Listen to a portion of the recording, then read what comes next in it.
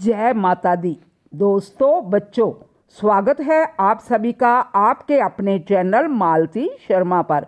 दोस्तों, अच्छी संगत पारस के समान है। जिस तरह पारस को छूने से लोहा भी सोना बन जाता है, उसी तरह संगत के प्रभाव से दुष्ट व्यक्ति भी देवता समान हो जाता है।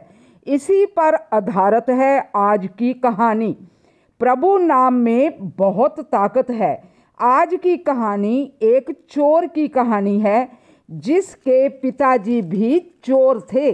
जब वो अपनी अंतिम श्वास गिन रहे थे, तो उन्होंने अपने बेटे को बुलाया और बोले, बेटा, मैंने उम्र भर चोरी की है, तुम भी इसी काम में लग गए हो, लेकिन मेरी एक बात हमेशा याद रखना कि तुम कभी भी किसी मंदिर, धार्मिक जगह या आश्रम में मत जाना। गलती से भी तुम्हारे कदम वहाँ ना पड़ें, वरना तू ये चोरी का धंधा भूल जाएगा। ये कहकर पिताजी ने अंतिम श्वास ली। लड़के ने अपने पिताजी की बात अपनी गांठ बांध ली और चोरी पर चोरी करता रहा। एक दिन वो किसी घर में चोरी करने गया।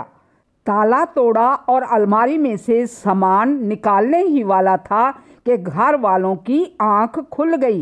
वो लोग चोर चोर चिल्लाए और पहरेदारों को बुलाने लगे। पहरेदार भागकर आए तो चोर भी भागने लगा। दौड़ते दौड़ते चोर एक आश्रम में चला गया।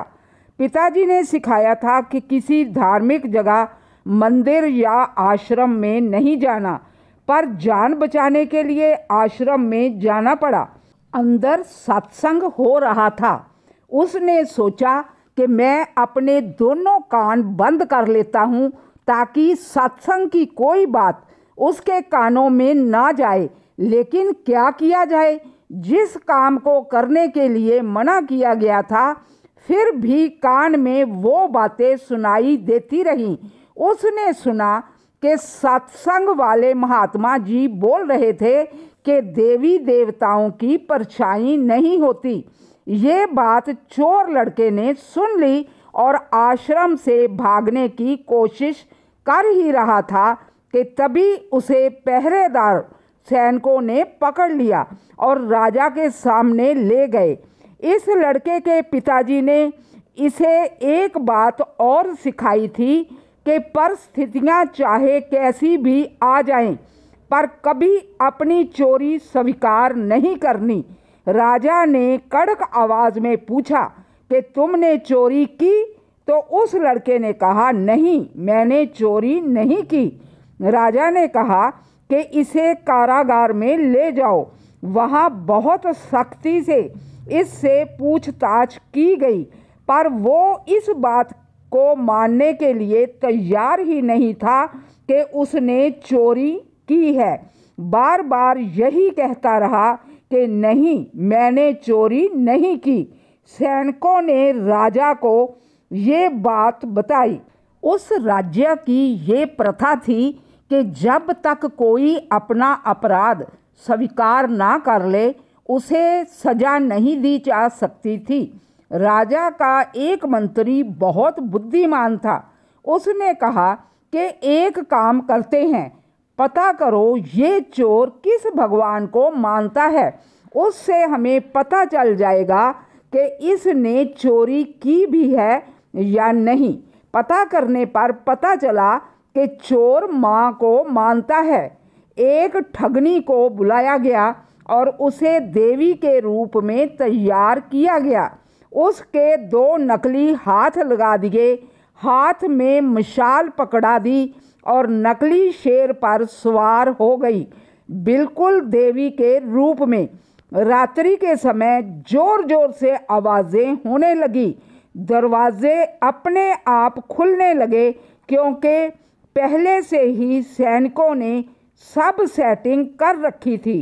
शेर पर सवार देवी आगे बढ़ती गई। शोर सुनकर चोर की भी आंख खुल गई।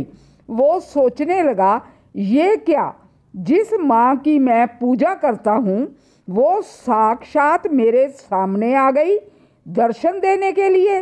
वो बोला, माँ आप मुझे बचाने के लिए प्रकट हो गई हो। उसने माँ को प्रणाम किया। वो ठगनी जो देवी के रूप में आई थी बोली, चलो बेटा मुझे सच सच बता दो कि क्या तुमने चोरी की है। तभी मशाल की रोशनी में चोर ने देखा कि इन देवी माँ की तो परछाई है, और उस दिन आश्रम में उसने सुना था कि देवी देवताओं की परछाई नहीं होती। वो समझ गया कि मेरे साथ ये कोई खेल खेला जा रहा है। वो बोला, नहीं देवी माँ, अगर मैंने चोरी की होती तो सबसे पहले आपको इस बात का पता होता। मुझे आपसे छुपाने की क्या आवश्यकता है। इस बात को बाहर खड़े सैनिक सुन रहे थे। वो समझ गए कि इसने सचमुच में चोरी नहीं की। चोर को राजा के दरबार में लाया गया और बाइज्जत बरी कर दिया गया। चोर जब राजा के दरबार से बाहर जा रहा था तो सोच रहा था कि मैंने सत्संग की सिर्फ एक लाइन सुनी थी कि देवी देवताओं की परछाई नहीं होती, जिसने मुझे बचा दिया। अगर मैं रोज सत्संग में जाऊं तो मेरा तो जीवन ही सुधर जाएगा। उस दिन से उसने चोरी का धंधा छोड़ दिया और नित्य प्रतिदिन सत्संग सुनने जाने लगा। दोस्तों, बच्चों, कहानी छोटी सी है।